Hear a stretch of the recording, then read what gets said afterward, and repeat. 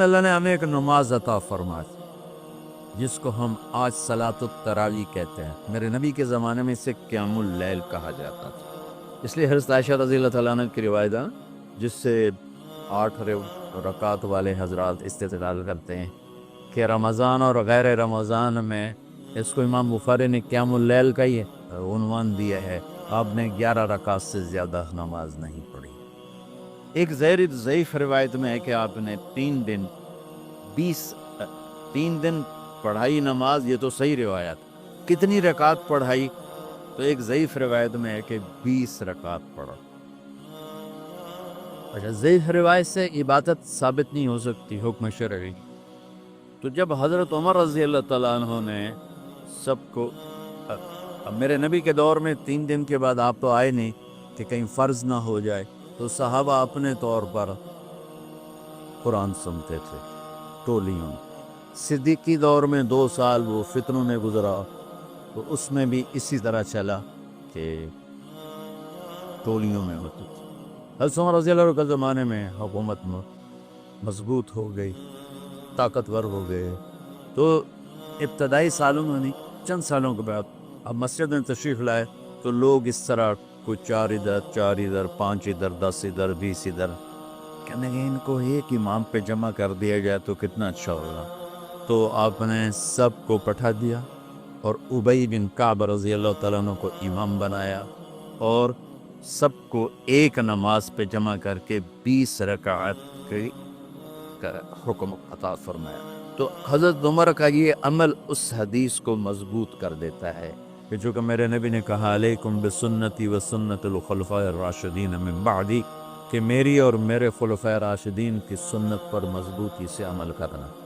تو حضرت عمر کا جو 20 رکعت طے کرنا ہے، اگر ان کا اپنا اجتہاد ہے تو بھی ہمارے لیے عمل کے لیے کافی ہے. اور اگر ان کو یہ یاد ہے کہ میرے نبی نے 20 پڑھی تھیں تو اور زیادہ اچھی بات ہے.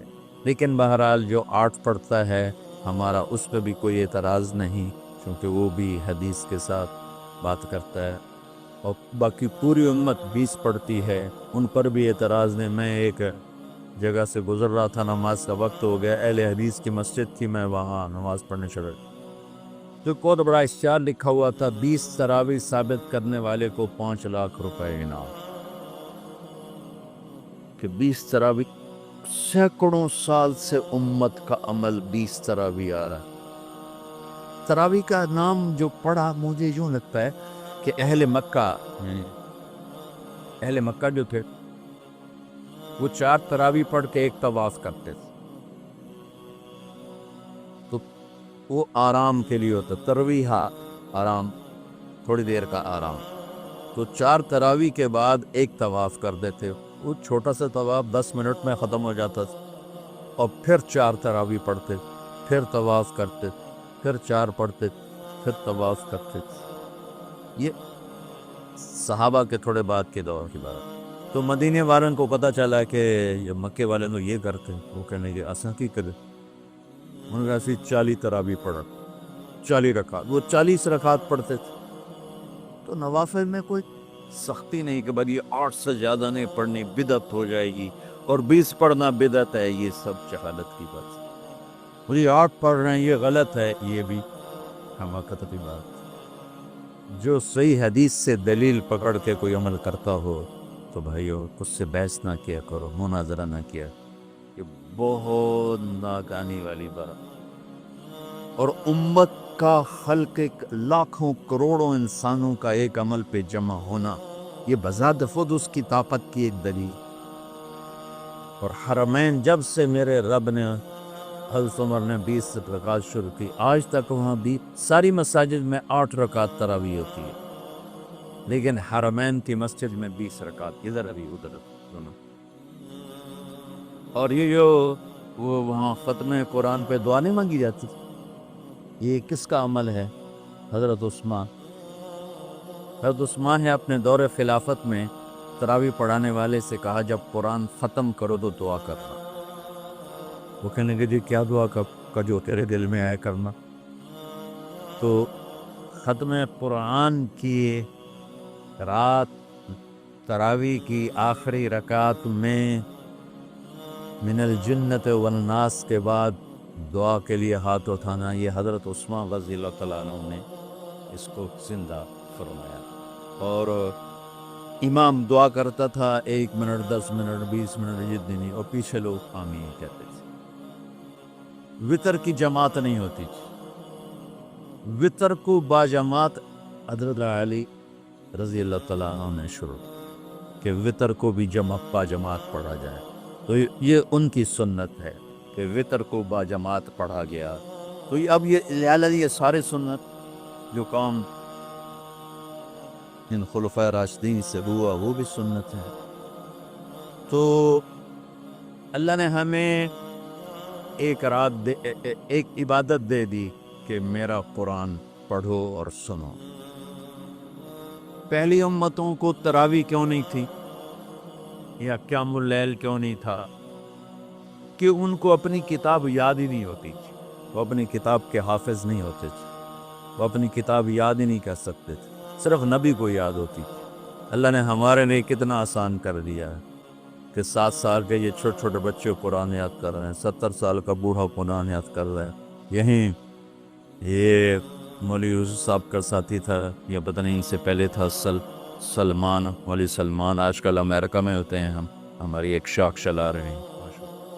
وہ شروع میں یہاں تھے، تو یہاں تراویح پڑھانے کے لیے ہمارے پاس حافظ کوئی نہیں تھا، وہ حافظ نہیں تھے، وہ صبح بیٹھ کے شام تک 1 سپارہ یاد کرتے اور رات عشاء کی نماز میں سنا دے۔